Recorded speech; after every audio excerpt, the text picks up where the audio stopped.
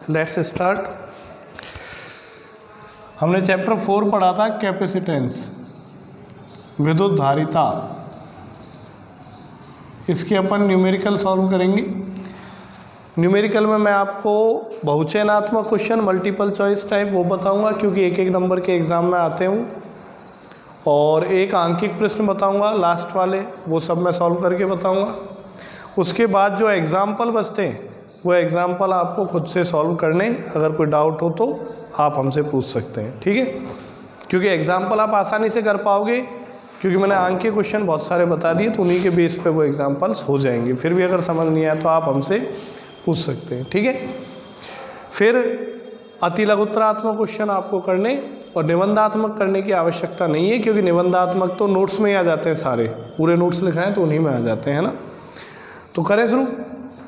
तो मैं लेता हूँ MCQs, मतलब बहुचयनात्मक क्वेश्चन, जो एवे सैदे वाले क्वेश्चन है उनको हल करते हैं। पहला देखो आप सॉल्यूशन। किसी गोलीय चालक की धारिता का मान समानुपाती होता है किसके? तो गोलीय चालक की धारिता का फॉर्मूला पढ़ा था, C बराबर 4 पाई एप्सिलॉन नॉट R।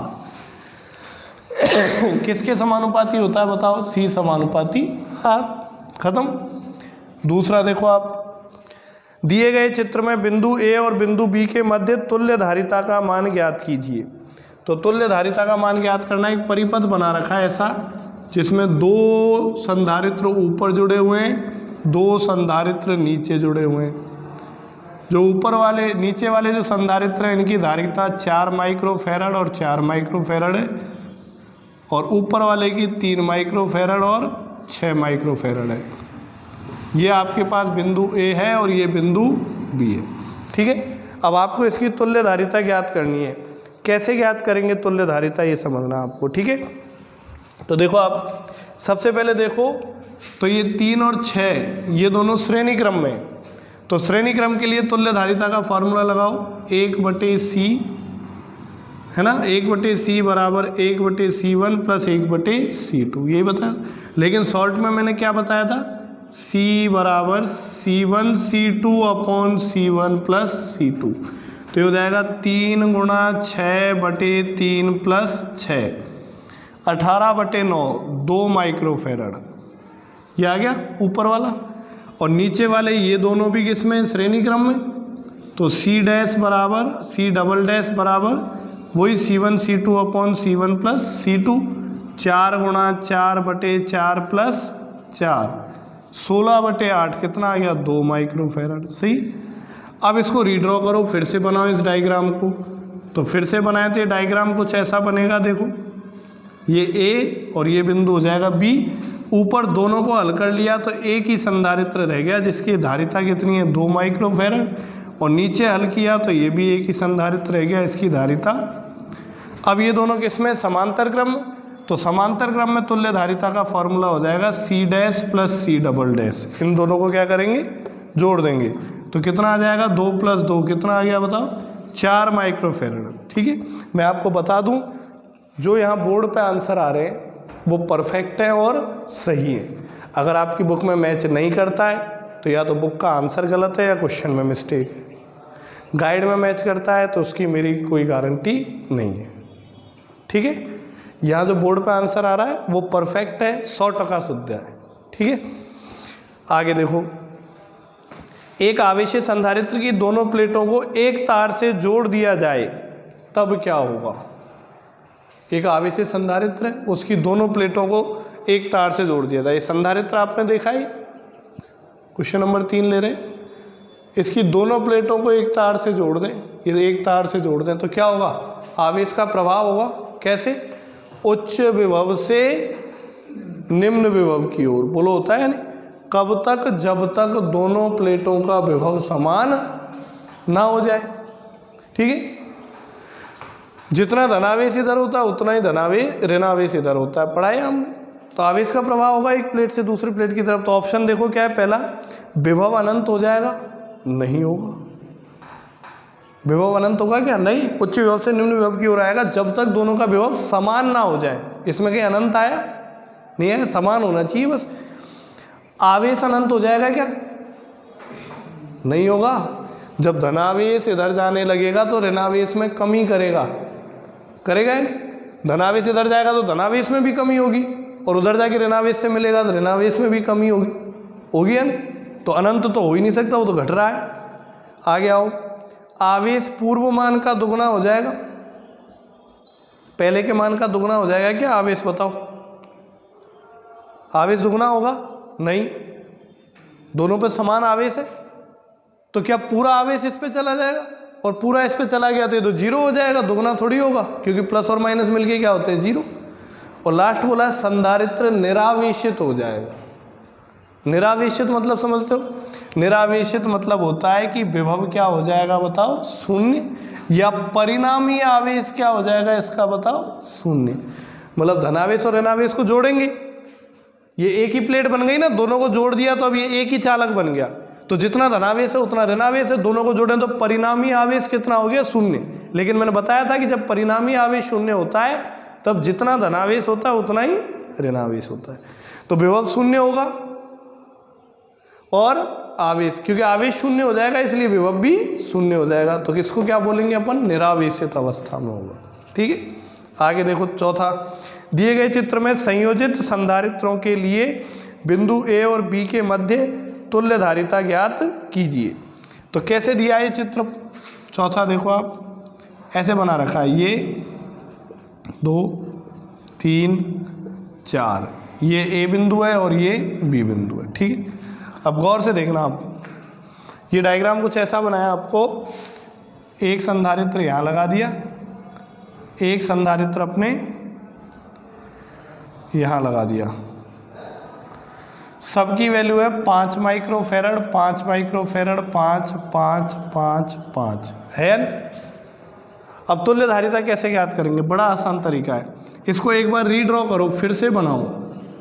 ये बिंदु ए है, अब गौर से देखो, ये मान लेते हैं बिंदु ये है बी, ये वाला है सी, ये वाला है डी और ये वाला है ई, ऐसा मान ले। सॉरी, बी तो इधर दे रखा है नाम, इसको मान लेते हैं एफ, मान ले। अब देखो, ए बिंदु से चले, ये एफ बिंदु आ गया, एफ बिंदु पे 2 संधारित्र जुड़े हुए हैं, देखो एफ से निकल रहे हैं ना दोनों, तो एफ से 2 संधारित्र निकाल दो, एक इधर निकाल दो और एक इधर निकाल दो। तार ही तो है, तार को चाहे घुमा के ले आओ, कोई दिक्कत थोड़ी है, मतलब तो वही है, 2 संधारित्र निकले हुए हैं। और ये ऊपर वाला संधारित्र तो कौन से बिंदु पे खत्म हो रहा है? डी पे, और नीचे वाला संधारित्र कौन से बिंदु पे खत्म हो रहा है? सी पे। तो ऊपर वाला जो संधारित्र है ये तो डी बिंदु पे खत्म हो रहा है, और नीचे वाला संधारित्र किस पे खत्म हो रहा है? सी बिंदु पे। क्लियर? अब इधर से आ जाओ, इधर से, ये बिंदु बी है, इसके बाद एक संधारित्र यहाँ जुड़ा है, फिर यहाँ से 2 संधारित्र निकल रहे हैं, ये बिंदु ई हो गया, ई से 2 संधारित्र निकल रहे हैं, एक तो इधर जा रहा है एक इधर, तो 2 निकाल दो, एक तो इधर गया और एक इधर गया है ना। अब बताओ, ये ई से जो निकला है वो कौन से बिंदु पे खत्म हो रहा है? तो ई से जो निकला है वो कौन से बिंदु पे खत्म हो रहा है? और इसी ई से ये वाला जो निकला है ये कौन से बिंदु पे खत्म हो रहा है? तो ये वाला जो निकला है कौन से बिंदु पे खत्म हो रहा है? डी पे। क्लियर है? देखो, ये वाला लगा दिया अपन ने 5, इससे जो दोनों निकले ये दोनों लगा दिए 5 और 5, इससे जो दोनों निकले ये दोनों लगा दिए 5 और 5, कौन सा रह गया? ये वाला रह गया, ये वाला। ये किसके बीच में जुड़ा हुआ है? सी और डी के बीच में। तो सी और डी के बीच में एक संधारित्र और जोड़ दो। देखो आप, सी और डी के बीच में जोड़ दिया एक संधारित्र, जोड़ा है नहीं? तो सी और डी के बीच में यदि एक संधारित्र अपन ने जोड़ दिया तो अब इस डायग्राम को देख के कुछ याद आता है? इसको देख के ये बन गया व्हीटस्टोन सेतु, बनाया नहीं? समांतर चतुर्भुजीय व्यवस्था है, एक भी कर्ण के अनुदेश जुड़ा हुआ है, तो व्हीटस्टोन सेतु बन गया। अनुपात चेक करो, इधर का अनुपात और इधर का अनुपात क्या होना चाहिए? बराबर। तो अनुपात चेक करें तो C1/C2 बराबर है C3/C4 के, है क्या? 5/5 1, 5/5 1।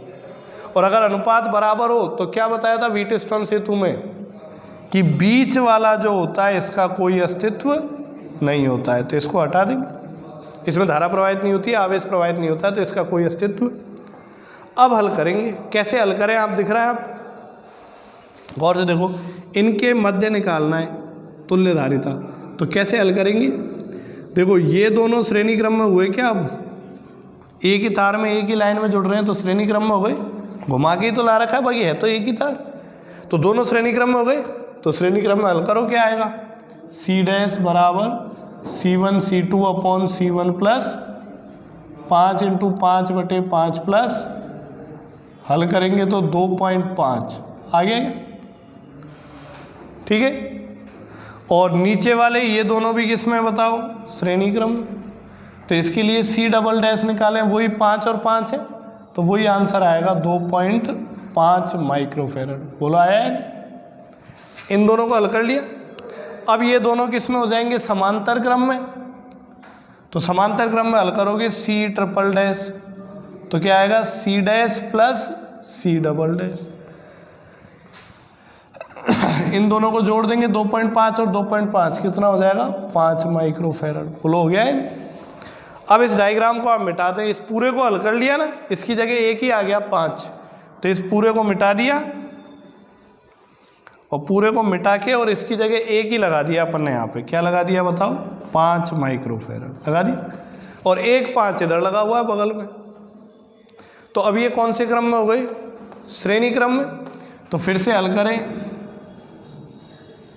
क्या लिखें, C बराबर 5 प्लस, सॉरी वही लगाएंगे C1 C2 upon C1 plus, तो 5 × 5/5 प्लस 5, तो आंसर कितना आ गया बताओ, 2.5 माइक्रोफेरेड। बोलो आया? इनको हल कर दिया तो तुल्य धारिता कितनी आ गई बताओ, 2.5 माइक्रोफेरेड। क्लियर है? तो ये थे अपने 4 क्वेश्चन। आगे लेते हैं MCQ में। क्वेश्चन नंबर 5 में पढ़ता हूँ, 2 गोलाकार चालकों की त्रिज्याओं का अनुपात 1:2 है। त्रिज्याओं का अनुपात दिया है 1:2, तो उनकी धारिताओं का अनुपात पूछा है। त्रिज्याओं का अनुपात दिया है और धारिताओं का अनुपात पूछा है, तो बड़ा आसान है। क्या अपन को पता है ना, C समानुपाती R, अभी पहले न्यूमेरिकल में बताया था, या ऐसे फॉर्मूला बताया था, C बराबर 4πε0R। 2 गोलों के लिए लें तो C1 R1 और C2 बराबर 4πε0R2, दोनों का भाग लगा दो, C1 C2 बराबर R1 बटे, और त्रिज्याओं का अनुपात दे रखा है 1:2, तो धारिताओं का अनुपात भी कितना आएगा, आ गया हो। चित्र के अनुसार एक समांतर प्लेट संधारित्र की प्लेटों के मध्य आधे भाग में किसी परावैद्युत पदार्थ जिसका परावैद्युतांक ε है सरकाया जाता है। यदि संधारित्र की प्रारंभिक धारिता C है तब नवीन धारिता का मान ज्ञात कीजिए। तो क्वेश्चन नंबर 6 में बोला है कि ये एक समांतर प्लेट संधारित्र है जिसमें यहाँ से आवेश आ रहा है, ये A सिरा और ये B सिरा, या ये वाला A और ये वाला B। ये धनावेशित प्लेट मान लें और ये वाली क्या मान लेते हैं, ऋणावेशित। अब इसके आधे भाग में यहाँ तक एक परावैद्युत पदार्थ भर दिया εr माध्यम का, भर दिया है नहीं, और इधर क्या है, निर्वात है, इधर निर्वात है, हवा या निर्वात है इधर। अब तुल्य धारिता ज्ञात करनी है। तो मैंने आपको बताया था संधारित्रों का श्रेणी क्रम और समांतर क्रम संयोजन, उसमें बताया था अगर माध्यम संधारित्र की प्लेटों के समांतर भरा है तब तो वो श्रेणी क्रम में जुड़े होंगे, और माध्यम संधारित्र की प्लेटों के लंबवत भरा है तो वो किस में होंगे, समांतर क्रम में। कैसे, इसको तोड़ के ऐसे बना सकते हैं क्या, एक संधारित्र तो ये वाला है, एक संधारित्र ये वाला है, सॉरी 2 संधारित्र हो गए। इसमें तो क्या है बताओ, निर्वात वैक्यूम, और इसमें क्या है बताओ, εr परावैद्युतांक वाला माध्यम। इसको ऐसे बना दे यूं, समझ पा रहे हो, बिंदु A से तो कनेक्शन आ रहा है इस पे और इस पे, दोनों पे, और यहाँ बिंदु B से आ रहा है। क्लियर है? तो अभी 2 संधारित्र हो गए। तो बताओ इसकी धारिता कितनी होगी निर्वात में उपस्थित। अब देखना, प्लेट का, पूरी प्लेट का क्षेत्रफल क्या मानेंगे, A, और प्लेटों के बीच की दूरी क्या मानेंगे बताओ, D। अब इनको अलग अलग कर दिया तो प्लेटों के बीच की दूरी तो वही रह गई D, दोनों के लिए प्लेटों के बीच की दूरी क्या रहेगी, लेकिन प्लेट का क्षेत्रफल क्या हो गया, आधा आधा, a/2 और ये b, बीच में से कट कर दिया ना, पूरी प्लेट का क्षेत्रफल कितना था a। अब पहले वाली अवस्था में जब तक हमने ये माध्यम नहीं भरा था तब उसकी धारिता कितनी दे रखी है c। तो पहले वाली अवस्था में धारिता कितनी होनी चाहिए, एप्सिलॉन नॉट a/d। अपन जानते संधारित्र की धारिता कितनी होती है, एप्सिलॉन नॉट a/d। और जब ये भर दे तो अब कितनी हो जाएगी, तो अब कितनी हो जाएगी देखो, पहले तो इसकी निकालो C1 निर्वात की, तो निर्वात की धारिता यही वाले आएगी, बस परिवर्तन क्या आएगा, क्षेत्रफल की जगह a/2, तो एप्सिलॉन नॉट a/2/d। और इसमें माध्यम भर दिया तो इसकी धारिता कितनी हो जाएगी बताओ, फॉर्मूला यही रहेगा, एप्सिलॉन नॉट a की जगह क्या लिखेंगे a/2 नीचे d, लेकिन माध्यम भर दिया तो माध्यम भरते ही किससे गुणा हो जाता है, एप्सिलॉन r से। और अब दोनों कौन से क्रम में जुड़े, समांतर क्रम में। दोनों किस में जुड़े, देख रहे हो ना, दोनों एक ही बिंदु पे, यहाँ भी दोनों सिरे एक ही बिंदु। तो समांतर क्रम में तुल्य धारिता कितनी हो जाएगी, C1 प्लस, दोनों को जोड़ दे, तो दोनों को जोड़ोगे तो कॉमन क्या आएगा, कॉमन आएगा एप्सिलॉन नॉट a/2 और d, ये कॉमन। तो यहाँ क्या बचेगा 1 और यहाँ क्या बचेगा एप्सिलॉन r बचेगा, यानी इस 2 को नीचे ले आओ तो c डैश कितना आ गया, एप्सिलॉन नॉट a/2d और 1 प्लस एप्सिलॉन r, और एप्सिलॉन नॉट a/d इसको क्या बोल देंगे, प्रारंभिक धारिता c। तो c डैश का मान कितना हो जाएगा, c/2 1 प्लस एप्सिलॉन r हो जाएगा नहीं, ऐसे होगा छठा हल। सातवां देखें, समान त्रिज्या तथा समान आवेश की पारे की 8 बूंदें परस्पर मिलकर एक बड़ी बूंद बनाती हैं। बड़ी बूंद की धारिता प्रत्येक छोटी बूंद की धारिता की तुलना में कितने गुना होगी, ये पूछा है। समान त्रिज्या और समान आवेश की पारे की बूंदें, 8 बूंदें बड़ी बूंद का निर्माण कर। देखो समान तो आवेश है, हर बूंद पे आवेश समान है, हर बूंद की त्रिज्या समान है, मतलब समान आकार की बूंदें। अब 8 बूंदें मिलकर बनाती हैं, तो देखना आप मान लेते हैं छोटी बूंद का आवेश 7वां कर रहे हैं, Q छोटी, समझ पे आप, Q छोटी मतलब छोटी बूंद का आवेश कितना मान लेते हैं Q।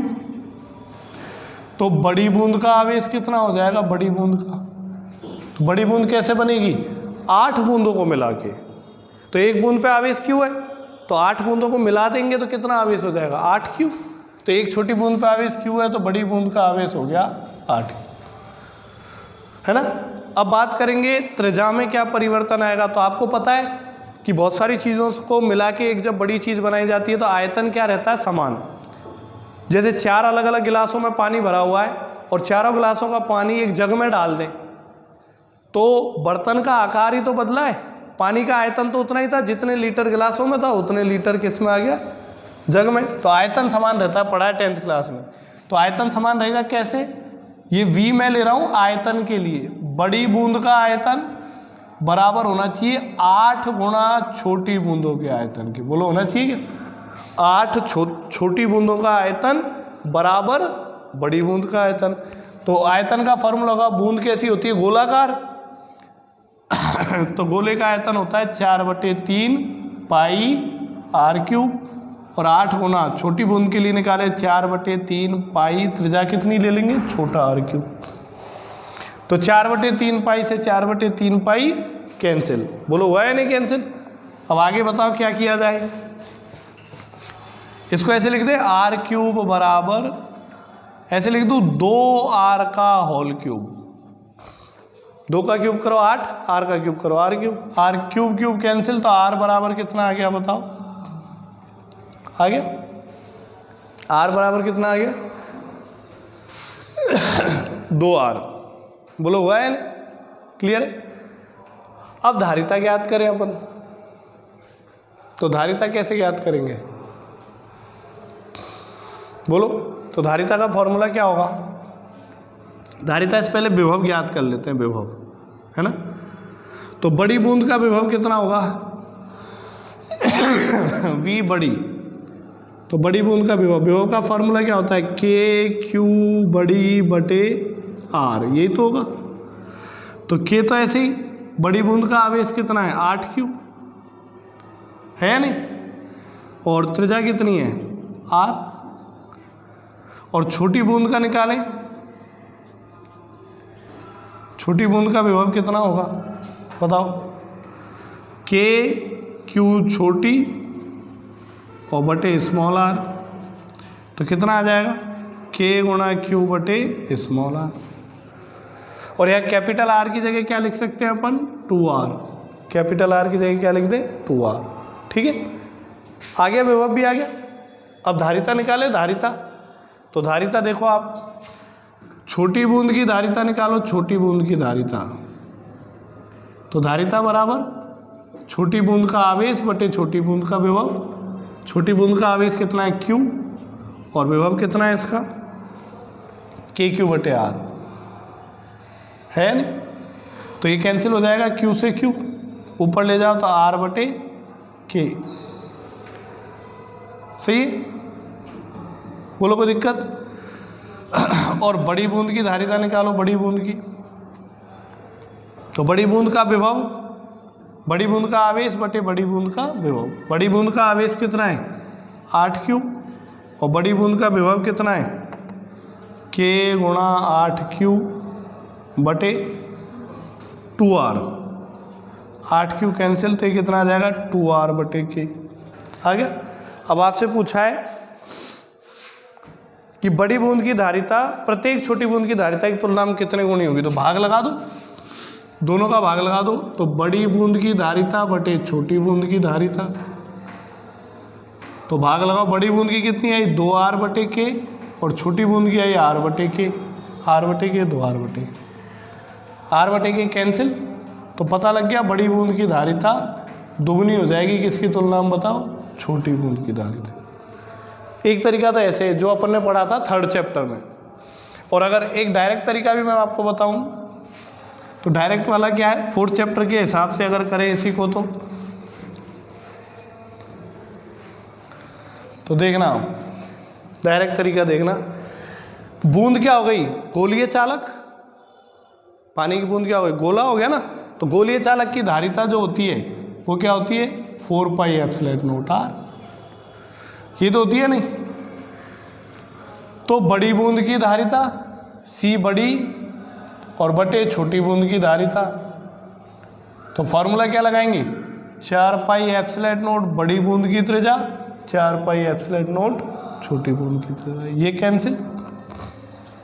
तो बड़ी बूंद की जो धारिता है वो क्या हो गई R बटे R गुणा छोटी बूंद की धारिता, ऐसी तो हुई बताओ, सही। इसको दे दो समीकरण नंबर 1। अब मैंने बता दिया कि जब 8 बूंदों से मिलकर बड़ी बूंद बनेगी तो आयतन क्या रहेगा समान, तो एक बड़ी बूंद का आयतन 4 बटे 3 पाई R क्यूब बराबर 8 छोटी बूंदों का आयतन 4 बटे 3 पाई R क्यूब। ये हल किया अपन ने, R क्यूब आ गया 2R का होल क्यूब, R आ गया 2R, R बराबर 2R इसमें रख दो, रख दे, तो बड़ी बूंद की धारिता पता लग गई 2R बटे R गुणा छोटी बूंद की धारिता आ गई, तो कितने गुना हो जाएगी बताओ 2 गुना, क्लियर है, ऐसे भी कर सकते हो। आगे आओ, एक संधारित्र की धारिता C है, इसे B विभवांतर तक आवेशित किया गया है, यदि अब इसे प्रतिरोध से संबंधित कर दिया जाए तब ऊर्जा क्षय की मात्रा कितनी होगी। ऊर्जा क्षय पूछा आपसे, ऊर्जा तो आपको ध्यान रखना है कि जब संधारित्र को आवेशित करते तो उसमें कितनी ऊर्जा संग्रहित हो जाती है, हाफ CV², पढ़िए ना संधारित्र में संचित ऊर्जा हाफ CV², और जब इसको प्रतिरोध से जोड़ दें तो क्या होगा, ये ऊर्जा क्या होगी बाहर चली जाएगी, व्ययित हो जाएगी। देखो आवेशित करेंगे जब तो उसमें संग्रहित हो जाएगी, और अब प्रतिरोध से जोड़ देंगे तो उसमें जितनी भी ऊर्जा वो प्रतिरोध में जाएगी और ऊष्मा के रूप में परिवर्तित होगी। तो संधारित्र में जितनी भी ऊर्जा होगी वो ऊष्मा के रूप में परिवर्तित हो जाएगी, तो कितनी ऊर्जा थी हाफ CV², ठीक है, कोई दिक्कत इसमें। आगे आओ, यदि एक संधारित्र को आवेश Q देने पर संग्रहित ऊर्जा W है तो आवेश को दुगना करने पर संग्रहित ऊर्जा कितनी होगी। ये कह रहे हैं अगले क्वेश्चन में आपको बोला, क्वेश्चन नंबर 9 में, कि आवेश क्यों देते हैं जब तो संग्रहित ऊर्जा W है। आवेश क्यों है जब तो संग्रहित ऊर्जा कितनी है, W। और जब आवेश को कितना कर दें अपन, 2 गुना कर दें तो कितनी होगी। तो W का फॉर्मूला पता Q²/2C, Q²/2C। क्लियर है क्या। फॉर्मूला ½ भी होता है, लेकिन हमें आवेश के बारे में बात कर रहे हैं तो 3 फॉर्मूले बताए थे, एक तो Q²/2C, एक ½ और एक ½ Q×V, 3 थे ना। तो अब आवेश की बात करें तो आवेश वाला फॉर्मूला काम में लेंगे। अब आवेश को दुगुना कर दिया दूसरे केस में, तो अब ऊर्जा कितनी हो जाएगी, W' बराबर आवेश की जगह क्या कर देंगे, दुगुना और बटे 2C। धारिता पे तो कोई प्रभाव नहीं पड़ेगा, धारिता आवेश पर निर्भर नहीं करती है। तो कितना हो जाएगा, W' बराबर 4 गुणा Q²/2C हो गया, और Q²/2C को वापस क्या लिख देंगे, W। तो कितने गुणा हो गई बताओ, 4 गुणा हो गई, हुई है ना। ध्यान रखो, आवेश दिया है तो ये फॉर्मूला लगाओ, और विभव दिया है तो ½CV² लगाएं। ठीक है, आगे देखो क्वेश्चन नंबर 10। 3 और 5 माइक्रोफेरेड के 2 गोलों को 300 और 500 वोल्ट तक आवेशित कर जोड़ दिया जाता है, उभयनिष्ठ विभव ज्ञात करो। तो जब 2 चालक गोलों को आपस में जोड़ा जाएगा तो उभयनिष्ठ विभव का फॉर्मूला बता रखा है आपको, C1V1 C2V2 upon C1 plus C2। Last topic आया था आवेशों का पुनर्वितरण, उसमें बताया था। तो मान दे रखे, रख दो, C1 C2 के मान 3 और 5, V1 V2 के मान 300 और 500, रखो, आंसर आ जाएगा। 11वां देखो, एक आवेशित समांतर प्लेट संधारित्र की प्लेटों के मध्य स्थित ऊर्जा U0 है। यदि εr परावैद्युतांक वाला माध्यम भर दिया जाए, है ना, तो नवीन स्थितिज ऊर्जा क्या होगी। तो प्लेटों के मध्य ऊर्जा दे रखी है आपको U0, कब, निर्वात में। एक आवेशित संधारित्र है, निर्वात में ऊर्जा U0, और इसका फॉर्मूला हम जानते हैं क्या होता है, बताओ, Q²/2C, Q²/2C पढ़ा है ना। अब ये कह रहे हैं कि अगर इसमें εr परावैद्युतांक वाला माध्यम भर दिया जाए तो क्या फर्क पड़ेगा। ठीक है, तो निर्वात में तो ये होता ही है। अब माध्यम भर दें तो जब संधारित्र की प्लेटों के बीच में माध्यम भरते हैं तो किस पे प्रभाव पड़ता है बताओ, विद्युत क्षेत्र पे प्रभाव पड़ता है, विद्युत विभवांतर पे प्रभाव पड़ता है, और धारिता पे प्रभाव पड़ता है, आवेश पे थोड़ी पड़ता है, नहीं। तो हमें पता है कि अगर संधारित्र की प्लेटों में के मध्य माध्यम भर दें εr परावैद्युतांक वाला भर दें, तो आपको ध्यान होना चाहिए उसकी धारिता पहले की धारिता का εr गुना हो जाती है। बताया था क्या, मतलब निर्वात में धारिता कितनी होती है, ε0A/d होती है नहीं, और माध्यम में कितनी हो जाती है, εr/0A/d। तो माध्यम, तो आप देखें इसकी जगह क्या लिख देंगे, C, तो C' बराबर εrC। मतलब पहले धारिता C थी, तो अब माध्यम भर देंगे, तो माध्यम भरने के बाद आवेश पे तो कोई प्रभाव नहीं पड़ता, माध्यम का आवेश पे प्रभाव नहीं पड़ता है, माध्यम का धारिता, विभव और विद्युत क्षेत्र पे।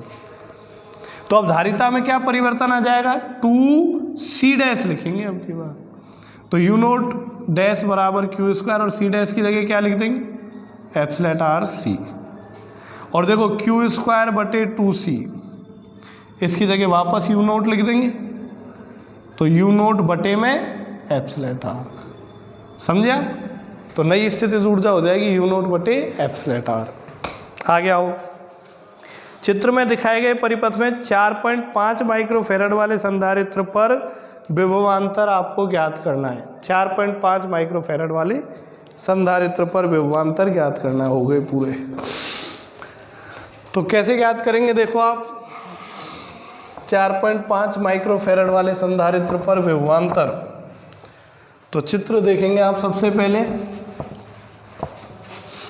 चित्र दिया है 4.5, 3, 6 और 12 ऐसा दिया है। ये 4.5 है, फिर यहाँ से 2 संधारित्र जुड़े हुए हैं, ये प्रतिरोध जोड़ दिए मैंने, 3 और यहाँ एक बैटरी जुड़ी हुई है, यहाँ प्लस माइनस है ना। ये 12 वोल्ट की बैटरी है, ये 4.5 माइक्रोफेराड है, और ये 3 माइक्रोफेराड है, और ये 6 माइक्रोफेराड है। ठीक है, इसके सिरों पर विभवांतर पता करना है। कैसे करें? सबसे पहले ये दोनों किसमें? समांतर क्रम में। तो समांतर क्रम में हल करोगे तो नया परिपथ बना लो, इनको हल करके एक ही आ जाएगा यहाँ पे।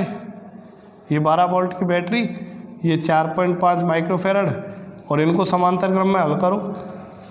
कैसे करते हैं? C1 प्लस C2, तो C1 प्लस C2 करेंगे कितना आ जाएगा? 9 आ जाएगा नहीं। अब ये दोनों किसमें? श्रेणी क्रम, तो श्रेणी क्रम में हल कर दो इनको, तो कितना आ जाएगा? तुल्य धारिता कितनी आ जाएगी? C इक्विवेलेंट, इक्विवेलेंट मतलब तुल्य धारिता। तो श्रेणी क्रम में C1 C2 upon C1 plus, तो कितना आ गया है? 4.5 गुणा 9/4.5 प्लस 9 आया नहीं? तो ये हो गया 4.5 गुणा 9/13.5 आ गया।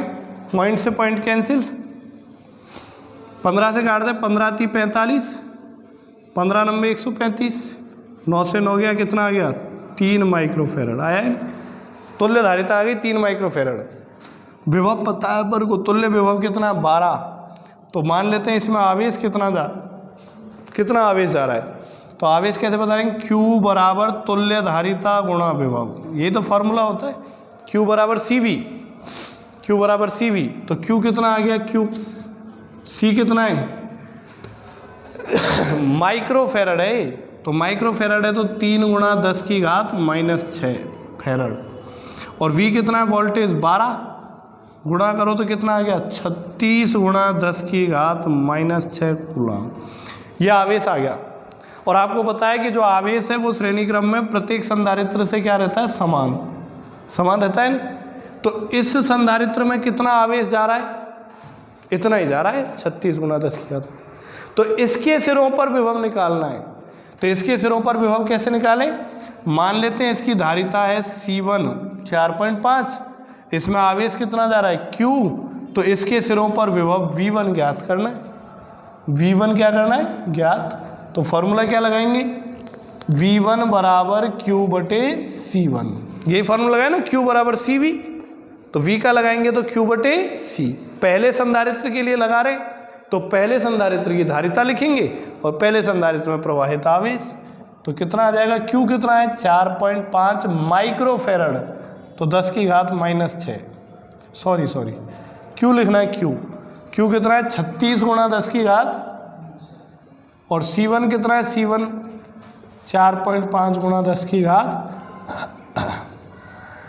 पॉइंट हटाओ, ऊपर 10 आ जाएगा, तो 360/45 सही है। काटो, 45 दूनी 90, 45 चौको 180, तो 45 × 8 360, 8 वोल्ट आ गया। ऐसे करना है। आगे देखो, लास्ट क्वेश्चन, चित्र में दिखाए गए परिपथ में A और B के मध्य तुल्य धारिता ज्ञात कीजिए। तो तुल्य धारिता कैसे ज्ञात करेंगे आप देखो, लास्ट क्वेश्चन है मल्टीपल चॉइस का। तो चित्र कुछ ऐसा दिया है, 12 8 4 4 16। आप कर सकते हो, बड़ा आसान है, लेकिन इसका आंसर मिसप्रिंट है, इसलिए आप कंफ्यूज होगे।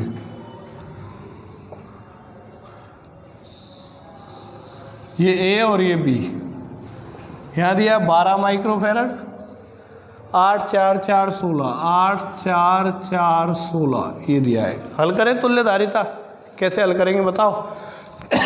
सबसे पहले ये श्रेणी क्रम में हल करो। श्रेणी क्रम में C' बराबर C1 C2 upon C1 plus 8 × 4/8 + 4, 32/12, 4 से काटो 8/3 आ गया। तो इनको हटा दें और इनकी जगह एक ही लगा देते हैं, कितना आ गया? 8/3। ओके, अब देखो ये दोनों किस में हो गए? समांतर क्रम में। तो समांतर क्रम में C" बराबर C1 + C2 जोड़ दें, 4 + 8/3, लघुत्तम ले लें, 3 चौको 12 और 8 20/3 आ गया। इन दोनों को हल कर लिया, इनको हटा दिया और बीच में इनकी जगह एक ही लगा दिया। कितना लगा दिया बताओ? 20/। अब ये तीनों किसमें, श्रेणी क्रम में, तो श्रेणी क्रम में लगाएंगे 1/c बराबर 1/c1 प्लस 1/c2 प्लस 1 रखें। 3 के लिए तो ये लगाएंगे, ये नहीं लगा सकते, तो 2 के लिए ही होता है। तो 1/c1 12 मतलब 1/12, 1/20/3, तो 3 पलट के ऊपर चला जाएगा तो ये हो जाएगा 3/20, और 16 है तो 1 लघुत्तम ले लो, कितना आएगा बताओ, कितना लघुत्तम आएगा। अब कर लोगे आप, जो भी आंसर आएगा वो सही होगा, चाहे बुक में मैच करे या ना करे। ठीक है, आज के लिए इतना ही।